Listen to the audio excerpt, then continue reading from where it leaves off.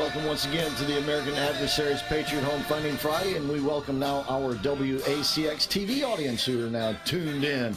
That's at 55.7 on your antenna TV remote. And, of course, you folks watching on Rumble as well, thank you. And you folks out there listening, we appreciate that. And it is a Patriot Home Funding Friday. You got Pierce Outlaw and myself, Christopher Hart, in the Relax and Comfort studio. Jeff Sinnis is on the bridge. And on with us now is the publisher of We Are the Watchmen Weekly, which you can find at wearethewatchmen.org. R.C. Williams. How you doing, R.C.? Hey, Chris, how are you, brother? It's good to be on with you again. Yeah, excellent. Hey, it was saw you at the pastor's brunch yesterday. What'd you think about? Because I know you go to Liberty Church, and there was the founder of Liberty Church, Paul Blair, on stage. What a great presentation sermon he gave. Yeah, Paul and his wife Cindy are very good friends of Juliana and I, and we attend Liberty Church in Orlando. I will say that having seen Paul give that presentation a number of times, it never gets old, Chris. And I think that the people were there yesterday really got a sense about the biblical responsibilities and the biblical principles of government. So just quickly, the 4 levels of government that we should all keep in mind as believers are self-government, so how you govern yourself as a person, morals and things like that, family government, husband and wife in the home raising kids, church government, and then civil government. But the way the world has gone today, they've cut out the first 3, and now, of course, you're relying on big government. And Paul is in a battle with many of us to try to turn that ship around. But it was a blessing to have him with us yesterday. Oh, absolutely, absolutely. And by the way, while we're at it real quick, Liberty Church has got a fall festival, a fall family festival coming up a week from Sunday. That's October the 29th. It'll be where they hold their services. It's 455 Maitland Avenue in Altamont Springs, 455 Maitland Avenue. This is going to be fun for the whole family, bounce house,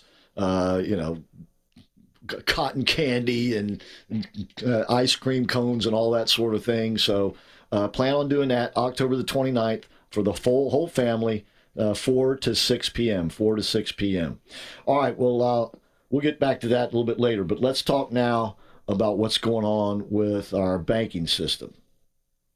Yeah, Chris, over the balance of this year, we've been on a number of times talking about the bad news economically and what's going on with the banking system. Obviously, we let our American Adversaries family know very early on what was happening with the banking crisis at Silicon Valley Bank and ultimately where this was going to lead. So that leads some people to believe that when RC and or Juliana are on the air, it's always bad news. But I have to tell you, Chris, that with as much bad as is going on right now, there is actually some really good news. So Juliana and I were in Tallahassee earlier this week. A gentleman named Kevin Freeman, who's based out of Dallas, Texas, he helped to build Franklin Templeton Investments from hundreds of millions to billions of dollars.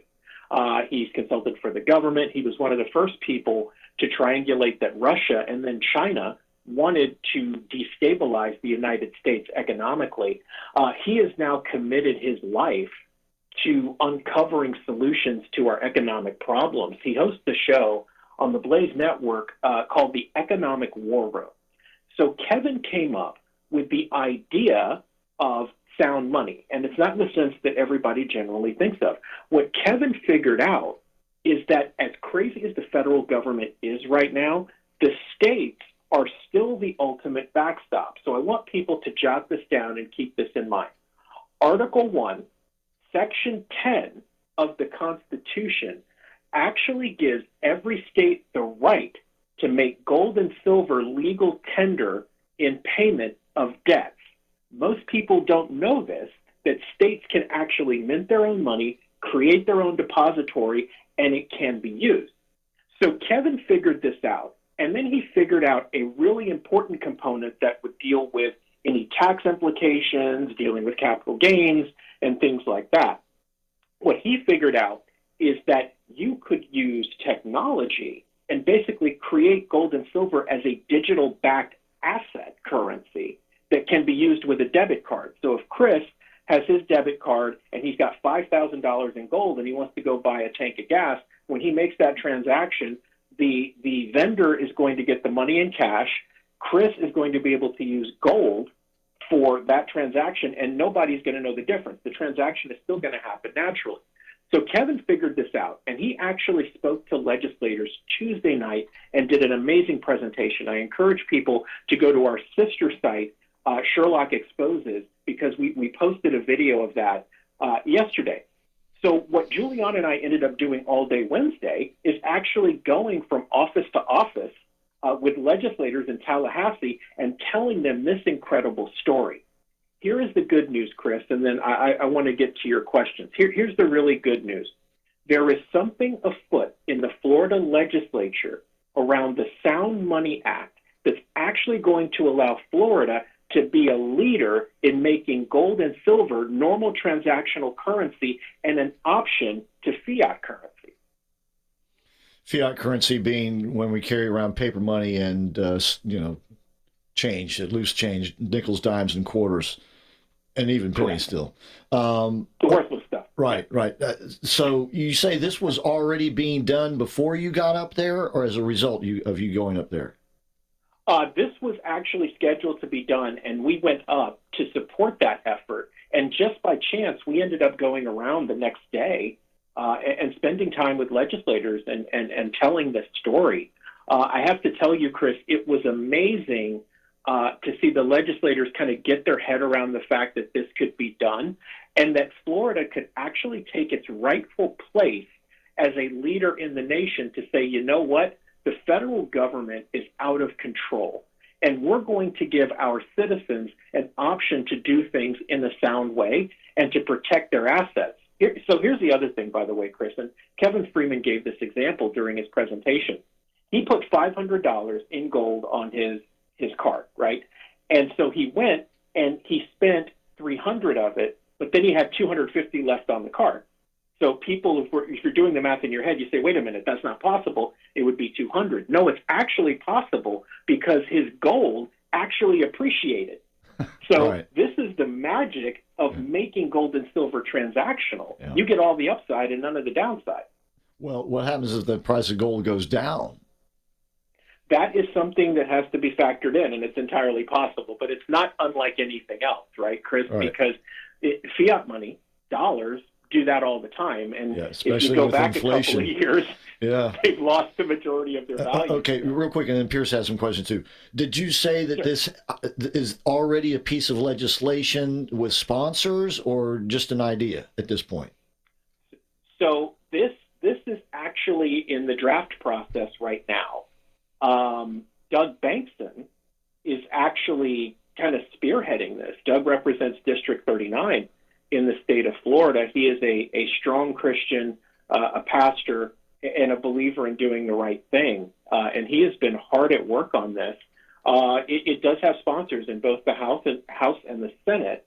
And so now there is a move to keep this moving through the process so that we can get to a place where sound money is really kind of the spearhead for the state of Florida.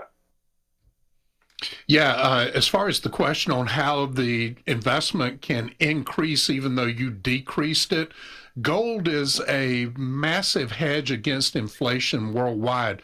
Right now, the price of gold is licking right at $2,000 an ounce as the inflation increases. So, yes, it is possible to spend part of that portfolio, but the remaining portfolio would increase in value. Conversely, when gold would drop is when your other assets would be increasing in value. Say that your mutual funds, qualified retirement accounts, real estate, those types of investments would be increasing in value, and your normal money would reflect that. So you can actually, if you play this right, you can play both sides of the fence. Pierce, such a great point. Thank you for pointing that out. I think that what you mentioned there about your other assets is really important. The great news about this is it's not an either or. This option would run parallel with other options. It is optional and not mandatory. And one of the things that we've shared, guys, is that, because this question came up while we were up there, well, what does this do to the dollar? And the response was, well, our hope would be that if Florida and, say, Texas, who's going to address this in special session next month, and Utah and Oklahoma and other states, Wyoming, who have seriously looked at this and are trying to move it through their legislatures, all do the right thing, maybe the federal government will get the hint that they're a bit out of control and try to rein in their spending and get us somewhere, maybe, possibly, hopefully, in the vicinity of a balanced budget. Would you still have a bank account? Great question, Chris. Absolutely. So nothing changes there. And with your gold and silver card or account, you would still have an account. So it's very much like the experience you have today, except the money is now sound. But aren't the banks all prepared to go to the central bank digital currency? And how does this? Great question. How does this play with that scenario? Great question, Chris. So I want to go back to what we had people jot down a little while ago, Article 1, Section 10 of the Constitution. So the big banks are certainly prepared to do this. And as you can probably imagine, they are the biggest haters of this idea in its entirety, right? Because it goes directly against what they ultimately want to do. Here's the good news. If states open their own depositories and do these things the right way, it doesn't matter what the big banks do, which is why they hate it. And ultimately, they'll try to litigate it. But the good news is that we've got case law, Supreme Court case law, that actually codifies Article 1, Section 10 of the Constitution. So the short version is, try as they may, as long as the states do what they need to do and legislators come together and do the right thing for the people here in Florida and in other states, there really isn't a lot the big banks can do. Okay. I take it that until the legislator acts, you can't really do anything to prepare for this. Correct. So here's what we wanted for people, Chris, is we wanted them to be aware of what's going on and that this is available. What I would encourage people to do is check out the work that Kevin Freeman has done. If they go to the economicwarroom.com, or they can go to wearethewatchmen.org or any of our sites. We link to all of Kevin's stuff. I would strongly encourage people to watch his episode on the Texas transactional currency, because he goes into great detail about exactly how this works and what people can do as they're waiting for legislators to move things like this through the process. Yeah, and talking about the major banks too, what's going on right now, we've got all of this government spending and the Fed's telling us, well, we're reducing the size of our balance sheet, which is true, but at the same time, the Federal Reserve is juicing the economy to the tune of $700 million a day that they're losing to the big banks in form of what are called reverse repos, which is basically what happens is the banks buy the money from the Federal Reserve and pay it back. And normally, in normal times, the Federal Reserve would turn a profit on those operations. Those are repos. Now, the reverse repos, now they're losing money to the banks and juicing the economy to the tune of $700 million a day.